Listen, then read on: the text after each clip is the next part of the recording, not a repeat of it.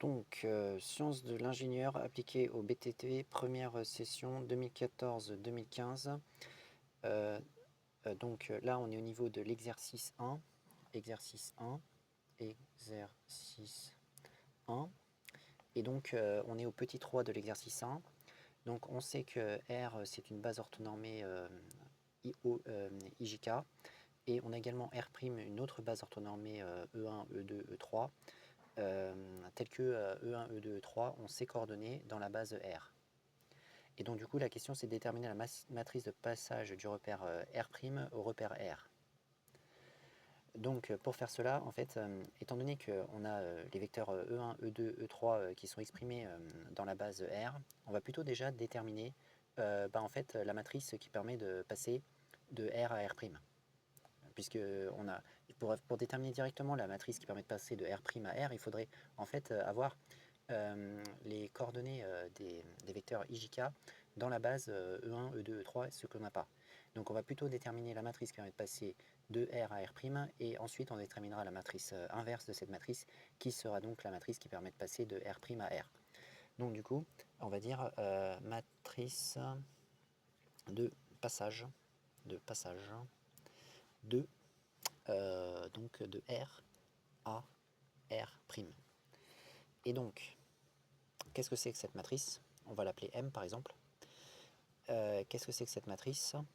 Donc en fait, étant donné qu'on a les coefficients de E1, E2, E3, donc ici généralement on met E1, E2, E3 comme cela, et là on met I, J, K comme cela.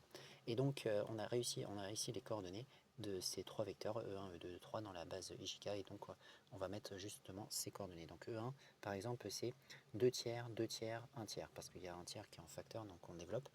Et donc ça va nous donner 2 tiers, 2 tiers, parce que selon J c'est 2 tiers, selon K c'est 1 tiers. Ensuite pour E2, eh bien, ce sera selon I ce sera 1 sur racine de 2, donc on aura 1 sur racine de 2 ici, ici ce sera moins 1 sur racine de 2 parce que là encore on développe, et là bon, ce sera 0, donc on a 0 ici. Ensuite E3, ces coordonnées on les a déterminées ici. Et donc pour E3, eh bien, on développe le 1 sur 3 racine de 2, donc ça donne ici moins 4 sur 3 racine de 2. Ici, moins 1 sur 3 racine de 2. Et ici, 1 sur 3 racine de 2.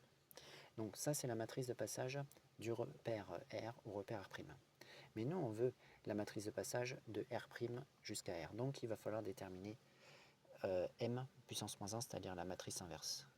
Déterminons M puissance moins 1. Donc, comment on fait? C'est-à-dire qu'il va falloir déterminer la matrice inverse de cette matrice M.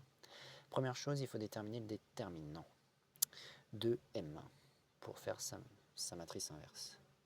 Donc, on va faire le déterminant.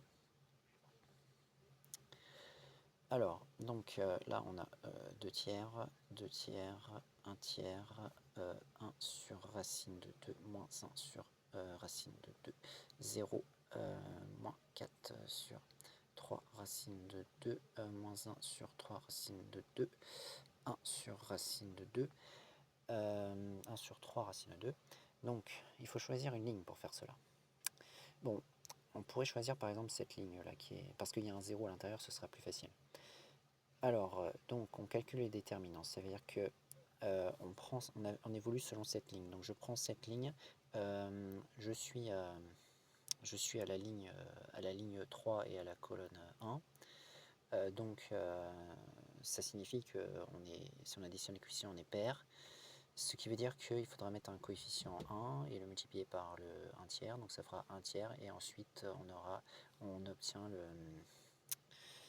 on multiplie par le déterminant de ce qui reste, c'est-à-dire 1 sur racine de 2, moins 4 sur 3 racine de 2, et moins 1 sur racine de 2, et moins 1 sur 3 racine de 2.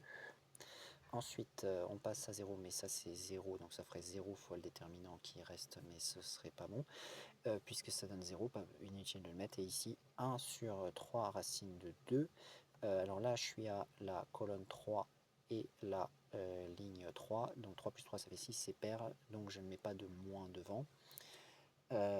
puisque c'est pair. Par exemple ici j'aurais mis un moins avec le 0, mais puisque ça aurait donné un pair, puisqu'on a colonne 3, colonne 2, ligne 3, et on met le déterminant qui reste, c'est-à-dire que je barre cette ligne-là, je barre cette ligne-là, il reste que ces quatre choses, donc c'est-à-dire ça donne 2 tiers, 1 sur racine de 2, et 2 tiers et moins 1 sur racine de 2, voilà. Voilà ça. Mais c'est pas terminé parce que maintenant il faut faire ces déterminants qui sont là. Donc du coup on obtient 1 tiers, 1 tiers, 1 tiers, 1 tiers, 1 tiers. Et donc comment on fait un déterminant comme ça qui a 4 valeurs? On fait ça fois ça, moins ça fois ça. Donc ça nous donnera 1 sur racine de 2 multiplié par 1 sur 3 racine de 2, comme cela, sans oublier le moins qui va être devant. Ça fois ça et moins ça fois ça. Donc déjà les moins s'enlèvent, mais il y avait un autre moins de la soustraction, donc ça nous donnera 1 sur racine de 2 fois 4 sur 3 racine de 2, voilà. Je ferme la parenthèse, je fais la même chose avec à côté, donc 1 sur 3 racine de 2, j'ouvre la parenthèse et là je fais ça fois ça, moins ça fois ça. C'est-à-dire que ça va donner 2 tiers fois moins 1 sur racine de 2, et ensuite moins 2 sur 3 racines de 2 si je multiplie directement. Voilà, donc on va obtenir cela. On continue le calcul, on essaie de réduire au maximum, de simplifier. Donc ici, on a racine de 2 fois racine de 2, là au dénominateur ça va donner 2. Et 2 va se multiplier par 3, ça va donner 6. Donc on va obtenir moins 1 sixième. Ici, un peu le même principe, ce sera toujours un moins. En haut, ça va être 4 et en bas, ça va être 6. Donc on calculera ça à l'étape suivante. Donc ensuite, 1 sur 3 racine de 2. 1 sur 3 racine de 2, 1 sur 3 racine de 2, facteur 2, alors là ça va déjà être moins, en haut ça va donner un 2, en bas ça va donner 3 racines de 2, et là on a encore moins 2 sur 3 racines de 2 comme nous avions trouvé avant. Voilà, on continue, donc alors ici dans la parenthèse ça va donner moins 5 sur 6, tout ça c'est multiplié par un tiers, donc 3 fois 6 ça fait 18, donc on obtiendra moins 5 sur 18. Et ici, alors là, au numérateur, on obtiendra moins 4, puisque moins 2, ça fait moins 4. Au dénominateur, ça va donner ici 3 sur racine de 2, mais qui va être encore multiplié par un 3 racine de 2. Et ça, si nous ne faisons pas d'erreur, ça va être aussi égal à 18. Donc on obtient moins 4 sur 18 égale. Et là, on a déjà au même dénominateur, ça tombe bien, ça va donner moins 9 sur 18, qui va être égal à moins 1,5. Bon, donc le déterminant, déjà, est assez bien. Il n'est pas égal à 0, ça veut dire que la matrice M est inversible. Donc ça c'était la première étape pour déterminer l'inverse de la matrice M, mais ce n'est pas terminé. Parce que maintenant, il va falloir déterminer les cofacteurs de cette matrice pour déterminer la comatrice. C'est-à-dire que en fait, ça veut dire qu'en fait on va faire comme on fait habituellement, on barre cette ligne, on calcule le déterminant, ça nous donne la valeur d'ici. On barre cette ligne, on calcule le déterminant, ce qui reste, ça donne la ligne qui est là, ça donne la valeur qui est là.